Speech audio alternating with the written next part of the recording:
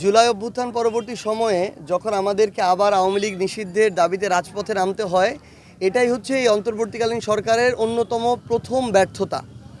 দ্বিতীয়ত, যখন মানুষ আবার রাজপথে নামলো তাদের জায়গা থেকে এবং নামার পরে মানুষ রাজপথে দিনের পর দিন আন্দোলন করলো এবং যমুনা ঘেরাওয়ের পর্যায়ে পর্যন্ত গেল, তখন তারা এই রাজনৈতিক কার্যক্রম নিষিদ্ধের যে ধাপ সেই ধাপে গেল। তিনি যদি এখন বিভিন্ন কারণে আন্তর্জাতিক মহলে বাংলাদেশের মানুষের এত ত্যাগ তিতিক্ষা সব কিছু ভুলে গিয়ে, বাংলাদেশের মানুষের এত রক্ত বিসর্জন সব কিছু প্রাণ বিসর্জন ভুলে গিয়ে নিজের ইমেজের চেক অ্যান্ড ব্যালেন্স করার জন্য তিনি সুশীল সাজতে শুরু করেন এবং সব এই অভ্যুত্থানের মতো এত বড় একটা বড় ঘটনা ভুলে গিয়ে তিনি যদি এই স্টেটমেন্ট আসলে দিয়ে থাকেন যে আওয়ামী লীগ আবার কার্যক্রম আবার সচল করা হতে পারে, তাহলে আমরা শুধু একটা কথাই বলি, বাংলাদেশের মানুষ ছাড় দিতে পারে কিন্তু ছেড়ে দিবে না। এত বড় একটা দেশ, এত মানুষের আকাঙ্ক্ষা অভ্যুত্থান সব কিছুকে স্যাক্রিফাইস করে আমার আন্তর্জাতিক মহলে নিজের ইমেজের চেক অ্যান্ড ব্যালেন্স করতে হবে, এই রকম মানুষকে আমরা প্রধান উপদেষ্টা হিসেবে ওই জায়গায় তাকে ওই চোখে দেখে ওখানে বসানো হয় নাই। আমরা তাকে স্পষ্ট করে বলবো, তাকে এবং যারা এই অন্তর্বর্তীকালীন সরকারে রয়েছেন, বাংলাদেশের মানুষ ওই একটা প্রশ্নে আপোষহীন, খুনি শেখ হাসিনা। বাংলাদেশের দেয়ালে দেয়ালে এই লেখাটা লেখা হয়ে গিয়েছে, রক্ত দিয়ে লেখা হয়েছে।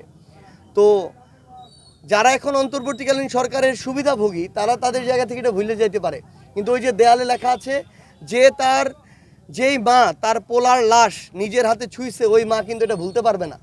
তো ওই মা যতদিন না ভুলবে, আমরা যারা এই অভ্যুত্থানে রাজপথে লড়াই করেছিলাম, আমরা যারা ছিলাম রাজপথে, আমরা এটা ভুলবো না, ভুলতে দিবও না। আমরা স্পষ্ট করে বলি, এই বাংলাদেশে আওয়ামী লীগের আর কোনো রাজনীতি চলবে না। এই বাংলাদেশে স্পষ্টভাবে আওয়ামী লীগের রাজনৈতিক কার্যক্রম নিষিদ্ধ হয়েছে এবং আওয়ামী লীগ দল হিসেবে আইনগত প্রক্রিয়ায় নিষিদ্ধ হবে এবং এটা করতে হবে, এটা ছাড়া আর অন্য কোনো অপশন নাই। এটা রাজনৈতিক দলের এটা ব্যক্তিগত চয়েস, আমরা কাউকে বলবো না যে আমাদের সাথে যুক্ত হয়ে যান। এটা একটা বোঝাপড়ার বিষয়, পজিটিভভাবে চিন্তা ভাবনার বিষয়। বাংলাদেশে গণ অধিকার পরিষদ তাদের খুব স্বাভাবিকভাবেই আমাদের আগেই তারা রাজনৈতিক দল হিসেবে সামনে এসেছে এবং তারা তাদের রাজনীতিটা করছে।